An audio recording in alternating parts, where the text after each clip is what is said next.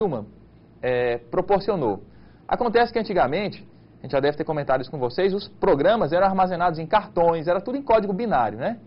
E aí você tinha que, de uma fonte externa, dar a entrada do programa direto para o processador. Depois, com essa organização aqui que o von Neumann propôs, os programas puderam ficar armazenados na memória. E aí o que acontecia? Você podia simplesmente escolher qual programa você utilizaria, o processador buscava as instruções desse programa na memória e executava.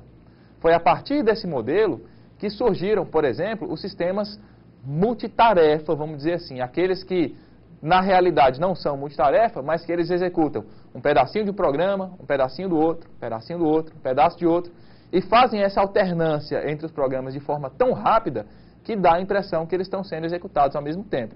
A gente sabe que num sistema que tem um processador só uma instrução vai ser executada de cada vez. Mas se ele alterna rapidamente entre os processos, entre os programas, a gente tem a impressão que as coisas acontecem ao mesmo tempo. Então essa máquina proposta por von Neumann é que permitiu que mudasse o esquema de execução dos programas. E aí os computadores começaram a ter esse sistema de multiprogramação, né, de paralelismo, outras coisas que permitiram aí a evolução dos sistemas operacionais, dos modelos de programação e toda a informática de maneira geral. Carlos, só um minuto.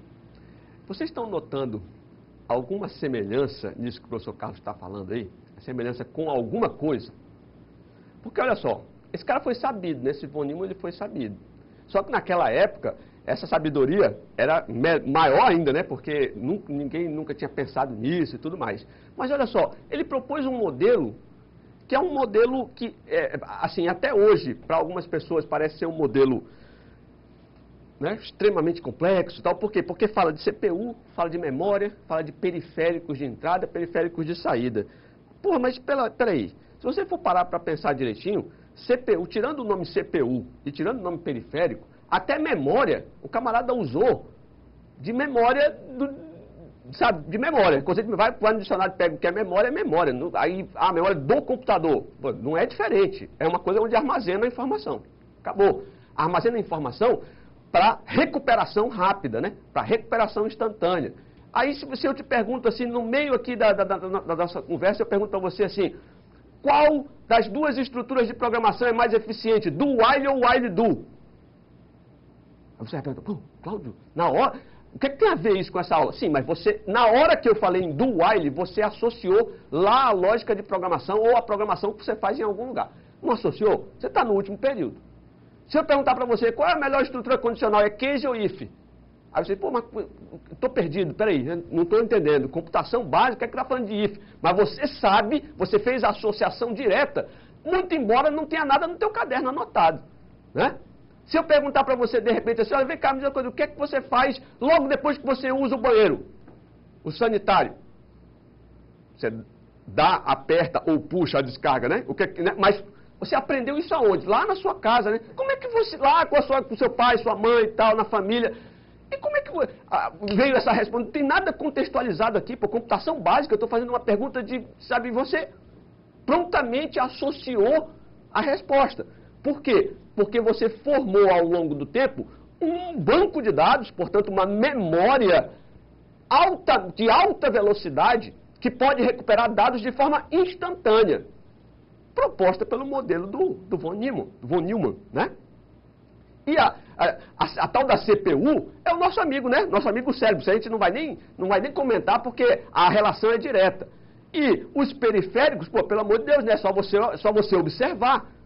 Está usando os teus periféricos agora, né? Você usa os periféricos de entrada e saída até para fazer suas necessidades fisiológicas. Por quê? O organismo precisa tanto comer quanto botar para fora o que não foi processado. E isso, se não tiver as entradas e as saídas, como é que as coisas vão acontecer? Então, o corpo humano revelado no modelo de von Neumann. Então, não há nada que exista nesta peça física aqui, que você não conheça de forma completa. E, assim, completa e de forma muito mais, vamos dizer assim, definitiva do que qualquer coisa que a gente possa vir a falar aqui. O professor Carlos falou aí de paralelismo, multiprogramação. Cara, paralelismo e multiprogramação, presta bem atenção. Paralelismo no conceito da computação é você executar duas coisas exatamente em paralelo. Você pode fazer isso? Você pode fazer? Você pode estar me escutando e ao mesmo tempo estar escrevendo? Ou não? Se não, você precisa ir no médico, porque você precisa de um upgrade, porque você é monotarefa. Você é monoprogramação e todo ser humano, via de regra, é multiprogramado. Ou seja, ele executa várias coisas e pode sim, esse camarada aqui, né, com todo o seu sistema operacional, seu rádio, ele pode ser multiprogramado. Mas muito difícil ele vai ter processamento paralelo, a menos que ele tenha dois processadores aqui dentro. Você com um processador só, né? Você pode fazer as coisas em paralelo. Você pode realmente executar duas coisas em paralelo. A não ser aquele negócio, né, que você gira a mão para o lado direito e gira o pé para o lado esquerdo. Não dá para fazer isso. Mas mesmo se você tenta fazer, mas o cérebro não consegue atender os comandos. Mas você tenta e consegue, vai girar para o outro lado. Mas você consegue fazer. Se for dizer para esse menino fazer aqui, esquece. Se não tiver dois processadores muito bem configurados, não vai fazer. Não é isso, Carlos? Tem algumas outras tarefas que são difíceis para a gente fazer também, tipo assoviar chupacana. É verdade. Essas aí são complicadas.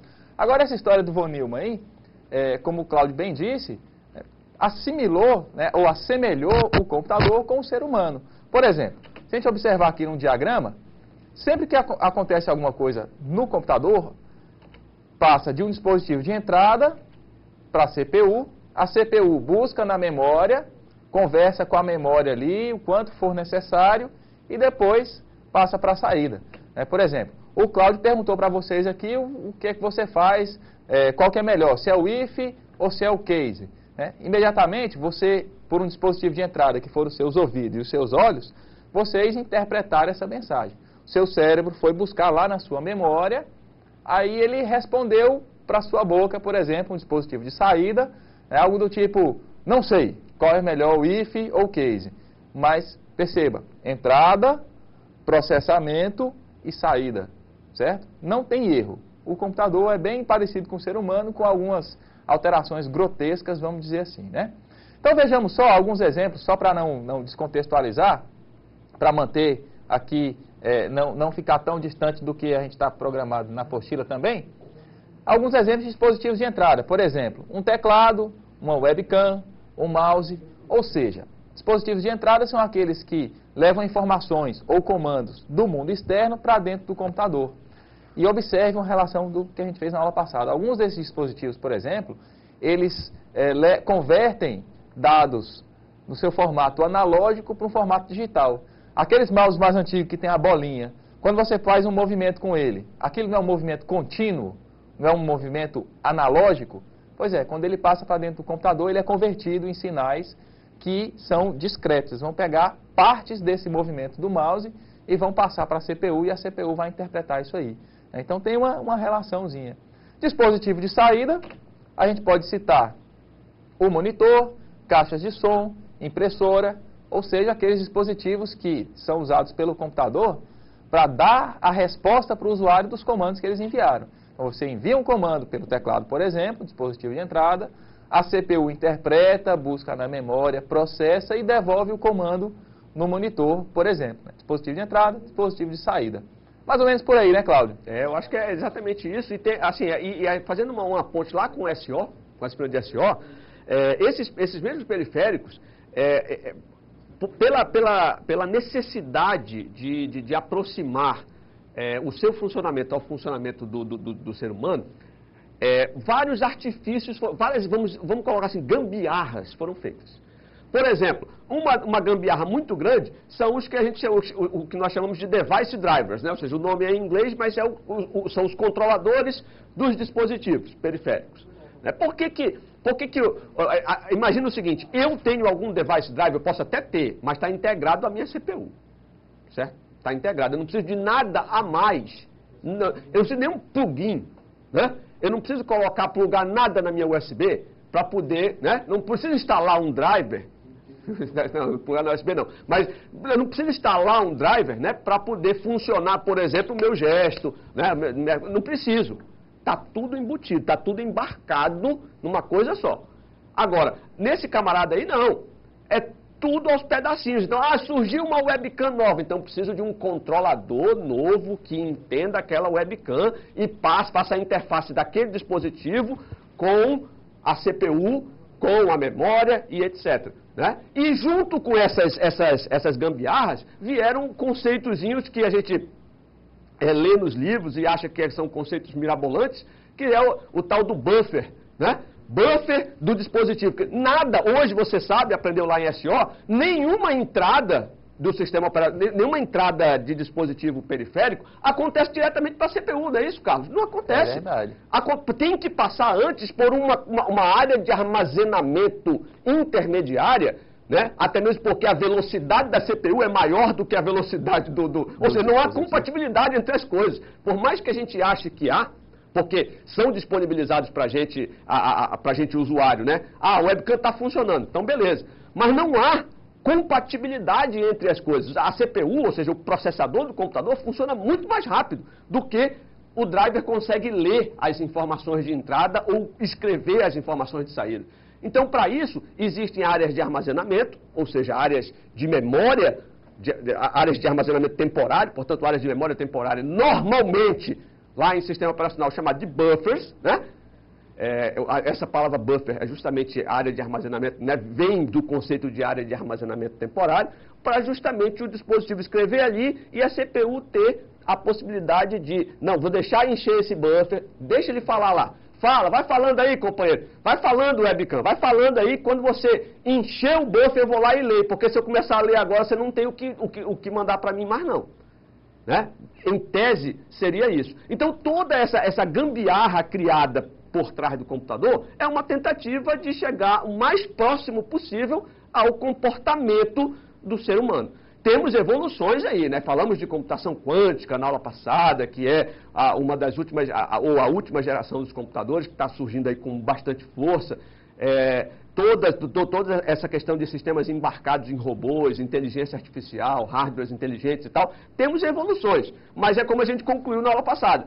A evolução, pelo menos, não foi uma conclusão definitiva, mas a conclusão que nós chegamos aqui, né? Como a gente não interage com vocês, vocês não escrevem no fórum pra gente, foi a conclusão que ficou da aula passada. Qual foi? A gente vai evoluir até um determinado ponto.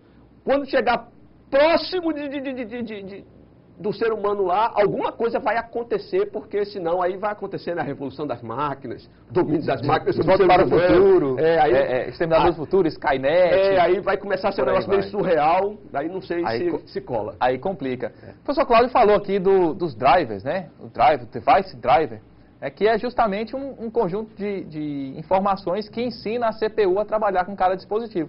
Por isso que cada dispositivo de entrada, de saída, de armazenamento, de conexão, tem o seu próprio driver, né?